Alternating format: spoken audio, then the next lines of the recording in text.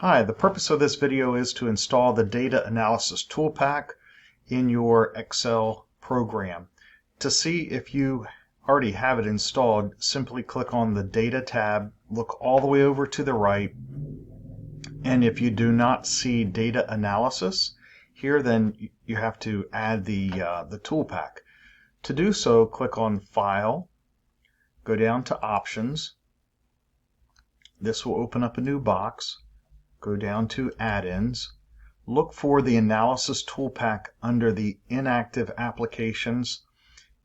Analysis ToolPak, click on it one time and click Go. This will bring up a small box. Simply check Analysis ToolPak and then click OK. As soon as you do that, it brings up a new section here, and you simply click Data Analysis to bring up the resources there. Hopefully that's helpful to you, and blessings.